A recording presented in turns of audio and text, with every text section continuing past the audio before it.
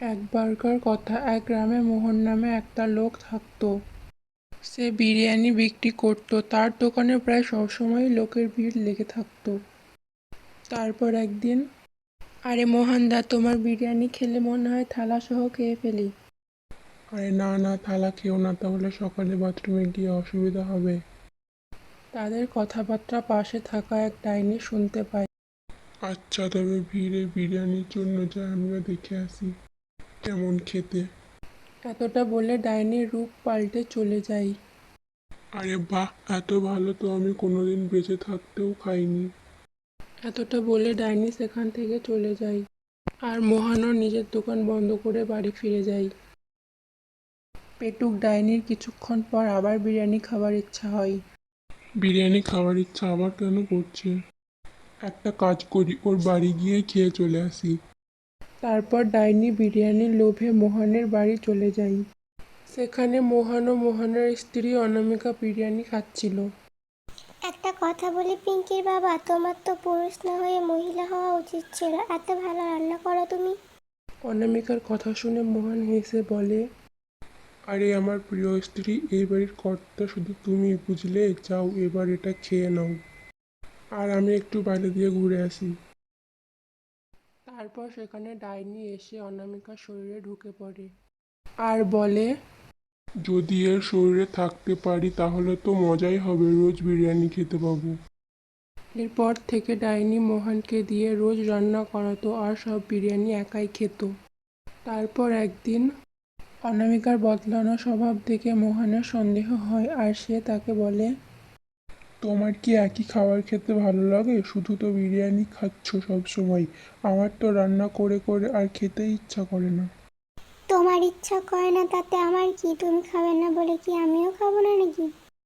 মোহনকে বকা দিয়ে অনামিকা সেখান থেকে চলে যায়। ডাইনি অনামিকা শরীর থেকে বের হয় আর তাকে বলে, তুই কত ভাগ্যবান রে, এত ভালো একটা রাঁধুনি বর পেয়েছিস।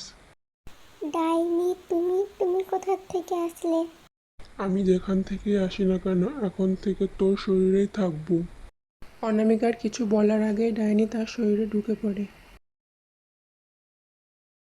ডাইনি মোহনের কাছে গিয়ে বলে, তুমি কিভাবে এত ভালো রান্না করো আমিও দেখবো। অনামিকার কথা শুনে মোহন খুব রেগে যায় আর তাকে বলে, এই মেয়ে, যা পালা এখান থেকে, খেতে দিচ্ছি বলে তোর বেশি সাহস বেড়ে গেছে, তাই না? মোহনের কথা শুনে ডাইনি সেখান থেকে চলে যায়। তারপর মোহন রান্না শেষ করে দোকানে চলে যায়। এই মোহন এমন কি করে বিরিয়ানির মধ্যে যা আমি দেখতে পারবো না? যেভাবে হোক ওর বিরিয়ানির রহস্য আমাকে জানতেই হবে। এভাবে বেশ কিছুদিন কেটে যায়। অনামিকা অনেক চেষ্টা করেও রান্নার ব্যাপারে কিছু জানতে পারে না।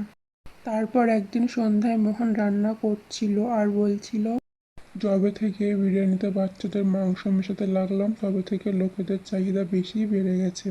এভাবে চলতে থাকলে আমি গ্রামের সবচেয়ে ধনী ব্যক্তি হয়ে যাব। মোহনের কথা পাশে লুকিয়ে থাকা ডাইনি সব শুনে নেয়। মোহন তো একটা বড় শয়তান, একে তো মেরে ফেলা উচিত। এই কথাগুলো ওর বউকে জানাতে হবে। যাই, আমি গিয়ে বলে আসি। এই বলে ডাইনি তার শরীর থেকে বেরোয় আর তাকে মোহনের ব্যাপারে সব কথা খুলে বলে। এটা শুনে অনামিকা হাসতে লাগলো। আরে ডাইনি, এসব তো আমার কথাতেই করছে। এটা শুনে ডাইনি অবাক হয়ে যায় আর বলে, তোরা মানুষ হবার যোগ্য না, ছোট বাচ্চাদের এভাবে মারছিস, আমি তোদেরকে মেরেই ফেলবো। এটা বলে ডাইনি তাকে মারতে যায়, কিন্তু তার আরপার হয়ে যায়। ডাইনি, তুই আমাকে মারতে পারবি না, কারণ আমি তো আগে থেকেই মরে গেছি।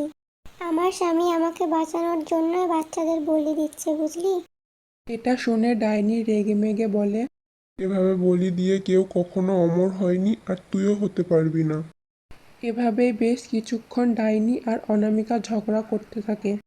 তখনই সেখানে গ্রামের সব লোক আসে ডাইনিকে মারার জন্য। ডাইনি, তাহলে তুই আমাদের সবার বাচ্চাদের মেরে ফেলেছিস, এবার আমরা তোকে মেরে ফেলবো। না না, আমি কিছু করিনি, সব তো এই মোহন আর ওর বউ করেছে। আমি তো বলেছিলাম বন্ধুরা, ওই ডাইনি শেষমেশ আমাদেরই নাম দিবে। এখন তোমাদের ইচ্ছা বন্ধুরা, যা করার তোমরাই করো, আমি আর কি বলবো।